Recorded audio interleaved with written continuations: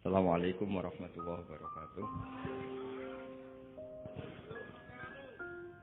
Bismillahirrahmanirrahim. Rabbi shrah li sadri wa yassir li amri wa hlul 'uqdatam min lisani yafqahu qawli wa shalli wa sallim wa barik ala habibika Mustafa Muhammadin wa ala alihi wa sahbihi ajmain amma ba'du. Terus kula cerita kitab hikam niku dikarang oleh masyhure disebut Ibnu Athaillah As-Sakandari. Niku muridipun Abdul Abbas Al-Mursi. Beliau adalah murid dari Abdul Abbas Al-Mursi. Abdul Abbas niku murid saking Abil Hasan Asy'ari.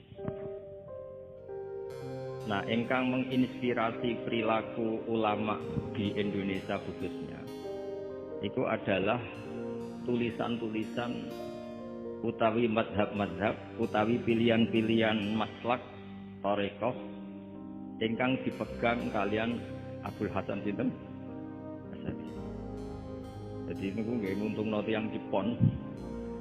Madhab ini ora unik. Terus di antara yang diceritakan Syekh Abdul Hasan Asy'ari, nate suatu saat ada seorang wali, di mana-mana wali itu nggih selerane namung kepengin parek pangeran, mboten kepengin dosa. Singkat cerita, si wali ini berdoa di Multazam, tempat paling mustajab, ya Allah, takdirkan saya supaya saya tidak pernah dosa lagi. Jadi ndonga supaya ora iso dosa meneh. Iku jawabe pangeran, fa aina adzu ghufrani, wong ku nek ora dosa iku sifat ghafur ku ora nganggur. Ke Allah niku wis kadung di sifat ghafur, zat sing akeh napa? Ngapura. Umpama donya iku ora ana dosa, iku sifat ghafur ku terus piye? Dan iku sing dadekno tiyang boten terus seneng dosa niku boten, tapi seneng arep-arep rahmat Allah Subhanahu wa taala meskipun keadaane nate napa? Dosa. Kemudian itu jadi mazhab yang membedakan ahli sunnah dan tidak ahli sunnah. Kamane jadi gerakan ekstrim. Ini ku ahli sunnah ciri khasnya niku mbok wong tau dosa kaya apa tetep dianggap Islam. Ada kelompok ekstrim khawarij sing darani wong nak dosa niku berarti wis napa ka? Jadi itu efeknya luar biasa dari mazhab-mazhab itu. Lalu kenapa mazhab Abdul Hasan Asy'ari yang kita pilih? Karena kalau orang Islam kamu kafirkan, niku mboten ketemu, cara akal niku mboten ketemu. Nggih cara berpikir kita. Masyhur Abdul Hasan Asy'ari ngendikan, wong iku nak kafir mulai cilik nganti 70 tahun. Kalau baleni malih tiyang kafir cilik ngantos 70 tahun. Itu kan menjadi mukmin itu hanya dengan melafadzkan apa? Syahadat la ilaha illallah Muhammadur Rasul.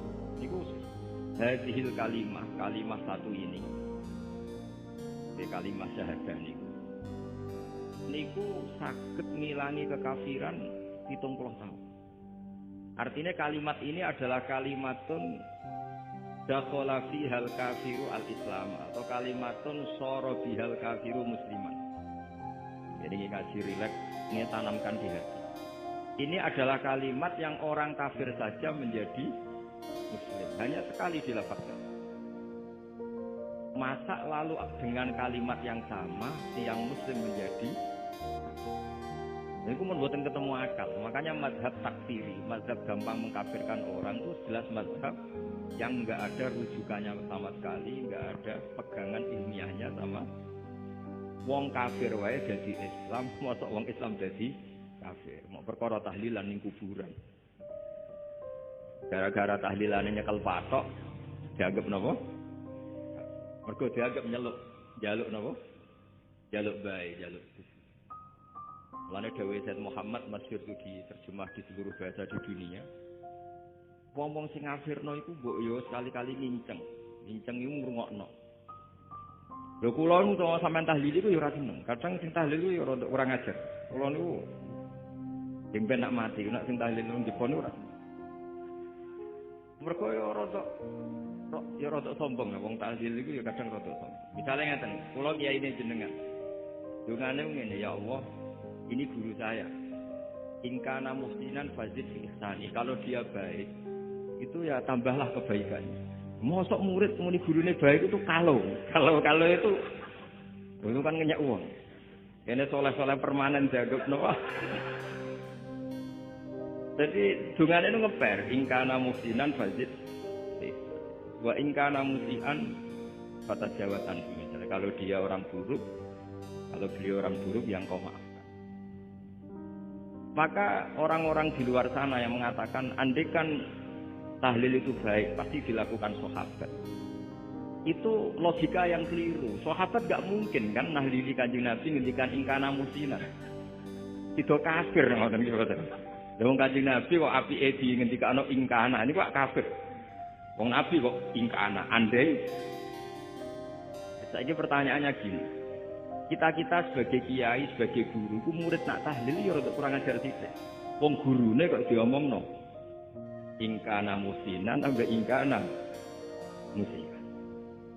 Nah, pertanyaannya gini, lepas dari rada kurang ajar lah. Dalam tahlil itu rada kurang ajar karena nyebut guru ora kode kana musinan tapi ingkana musinan. Maksudnya kalau sampean sebagai murid kan mendapat kode kana musinan. Guru saya benar-benar orang baik, bukan ingkana andekan orang. Tapi ada satu kepastian bahwa ini tidak minta sama mayit. Jadi tujuan kalau kita minta mayit itu salah sama sekali. Wong kita datang ke kuburan malah memintakan ampunan untuk mayit. Kok iso darani njaluk iku piye? Ya mergo mau didelok kok adoh, ketoke ngatong ya berarti njaluk. Lah ya wong fatwa kok berdasar inceng-incengan kok adoh niku. Niku ora jelas ya fatwa. Paham gitu, terus jenengan kudu yakin, enul yakin bahwa mazhab kita itu yang benar bahwa tahlilan di kuburan tidak kafir karena tidak minta ke mayit malah memintakan untuk mayit atau memintakan ampunan untuk mayit. Cuma redaksi sing rondok-rondok ngoten niku dikurangi. Nah kangge guru niku nggih. Nggih dikurangi lah. Dikurangi ya Allah jenengan Maha Pengampun, kula suwun guru kula jenengan ampuni. Jadi ampun ngangge donga sing teng salat mayit. Nah, sholat mayit itu kan memang ada sanatnya, memang semua bentuknya seperti itu. Tapi nak ning kuburan, kalau betul nanti donga teng Mbah Mun ngoten, ya Allah, ini guru saya, Engkau anugerahkan beberapa ilmu, beberapa amal yang manfaat untuk orang banyak. Kula suwun jenengan tampi. Jenengan zat sing Maha Pengampun. Jenengan ampuni. Mboten ngangge ingkana itu. Angen-angen muga aku dadi kiai ini tersinggung. Murid orang ajar, masuk darani gurune apik iku andekan. Tapi berhubung ra paham ya alhamdulillah ya Cuk. Tahlil yang Wali Songo iku banter-banter nganggo mic. Lah sing kene paham ya rada risih. Piye? Wali Songo darani ingkana iku piye? Wah. Dadi niku mareni, lan kula suwun nak tahlil nyewa kiai sing alim lah ben rada bener, ben rada bener. Tapi ampun nyewa kula mboten purun. Kalau nu gak ada pondok, jadi bukan. Saya masyhur susah diundang orang kecuali yang ada hubungan guru, hubungan sarang. Karena beliau lama sekali ngajar di MGS. Beliau Gus Maksum itu lama ngajar di MGS. Jadi saya itu hanya datang di orang-orang yang pernah khidmah di sarang, terus yang pernah keluarga sepuh. Saya datang ke Jakarta ke Pak Quraisy Shihab itu ya karena Pak Quraisy itu lama sekali bikin diskusi tafsir. Akhirnya saya termasuk pengajar di pondok beliau. Jadi faktornya ya hanya karena itu, bukan yang lain. Terus kula suwun nggih jenengan kedah yakin kalau paham takfiri yang memudahkan mengkafirkan orang lain itu paham yang sama, karena itu bahaya. Terus bahaya kedua secara fikih. Secara fikih itu nanti repot. Kalau nanti di salah satu seminar itu sudah mau zuhur, ketemu satu narasumber yang gampang mengkafirkan orang. Itu separuh masjid, kebetulan mereka banyak yang bisa ngaji itu terus nggak sholat zuhur. Nggak sholat zuhur. Tanya sama mereka, lu kok nggak sholat zuhur sudah masuk waktu? Kan sholat hanya wajib untuk orang muslim, kita akan kafir. Ya karena dikafirkan tadi kan, kalau kita akan dikafirkan. Akhirnya gak kafir, sholat. Efek dari mazhab itu panjang. Kalau betul paham mereka itu betul, berarti yang sudah kafir Orang kafir itu wajib sholat enggak? Enggak kan? Itu malah panjang kan? Karena terus menjadikan orang Islam tidak nopo? Tidak sholat. Nanti ke masjid enggak boleh, orang kafir enggak boleh masuk masjid. Itu efek fikihnya panjang. Jadi kalau suwun mazhab Abil Hasan apa Asyadzili itu dipegang. Nah itu mazhab beliau itu implementasinya di dalam kitab Hikam. Karena Hikam itu putu murid yang paling bisa mengimplementasikan, menjelaskan cara pandang mazhab Abil Hasan apa Asyadzili sing dados thariqah apa Asyadzili. Terus ketiga, itu cara pandang itu detail. Detail itu jelimet. Mesti sampean ora kepikiran. Misalnya begini. Ketika ada orang salah jenengan marah, itu sebenarnya karena salahnya apa karena hal yang lain.